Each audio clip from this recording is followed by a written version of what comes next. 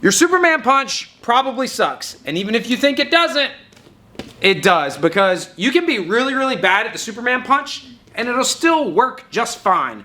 But I'm going to explain to you how to take your Superman punch to the next level. And also why people misunderstand this punch so much. Because this punch doesn't have anything to do with Superman. And it's barely even a punch. Hey, show me your Superman punch. Oh man, listen to what she did. She even did it from on her left side to face camera. I have taught you well. That actually wasn't bad, but it makes sense because I think I probably taught you how to do that. The details of the Superman punch people get wrong because you can do the Superman punch wrong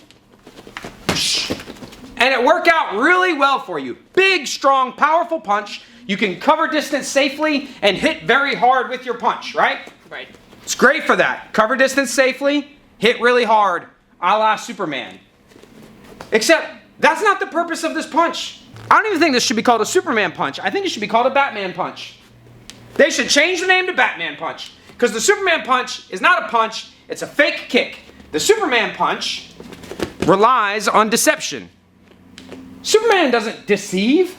There was the one time he grew horns, so he dressed up like Batman to hide him in the cow. That was a long time ago. But Batman deceives. Superman doesn't. It's not about the power. It's about the fake kick.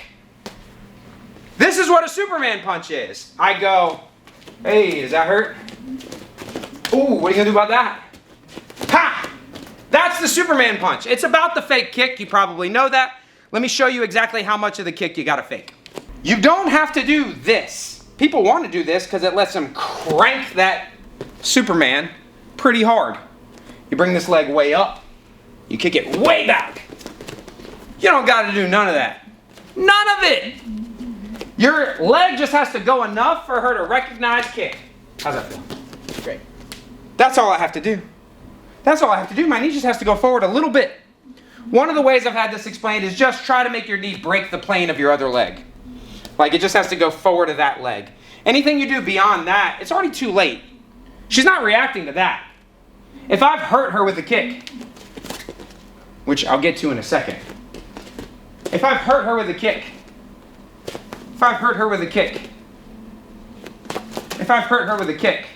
I just have to do that to get the reaction. I don't have to crank this thing up. Just like I don't have to lift the thing up in the front big, I don't have to send it back big. People want to do that because it helps with the power and the distance. They can go, that's how it always looks in movies. It's how Roman Reigns does it in the WWE. It's how Achilles stabbed Boagrius with the sword. Big jump. Kick the leg way forward, kick the leg way back. I don't even think you should kick the leg back in the air when you're learning it. I think you should return it to the earth. Up, back, up, back. Those are the first two errors you're probably making in your Superman punch. Kicking the leg up too big, kicking the leg back too big. Small, small. So why small? Because smaller movement is faster movement. And this kick is about deception. So it's about speed.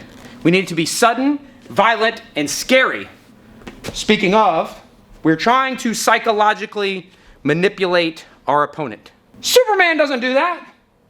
Batman does that. And as we know, if you want to psychologically manipulate someone, You gotta hurt him first. yeah, you must abuse them physically if you want to manipulate them psychologically. So, you actually have to have a kick. If you walk out like many a movie or many an action scene and we lead with the Superman, that just sucks. What really sucks is you might go do that in a round of sparring or even a real fight with a low-level scrub, and it might work. It might work. They know what a kick is, but it's far easier to manipulate someone if you cause them actual pain first. I hurt you. If you hit somebody right, you don't have to hit them often. God, look. We just teach the skills, right? What you do with them. We teach people how to hurt people. We even teach people how to kill people. It's the skills. What you do with it is on your own. But if you want to psychologically manipulate someone, you have to hurt them first. They have to believe in this kick. It has to hurt. When this leg moves, something bad has to happen to Natalia. And you might think, well, why would this, why would she start ever? Why do leg kicks make the Superman punch work? Because you're not gonna send your arm down there for that, right? Reach down there and grab that kick, right? That's supposedly dumb, and she would never do that. Except people do. They do. It's one of those things that mediocre martial artists and coaches in comment sections will say, oh, their hands wouldn't go down for a leg kick or shouldn't go down for a leg kick. Except for all the times where they do. And except for all the times where doing so pays off. Give me a leg kick. That's happened in the UFC a lot. And yes, this has also happened. Grab this kick. Right. That's also happened. Both those things can be true. So when this leg moves, her hands come down somewhat, and then we punch. Now why on earth, if kicking the leg back gets me more power, why do I teach this? Do you know? Pop quiz, hot shot. I don't know, stability? Stability.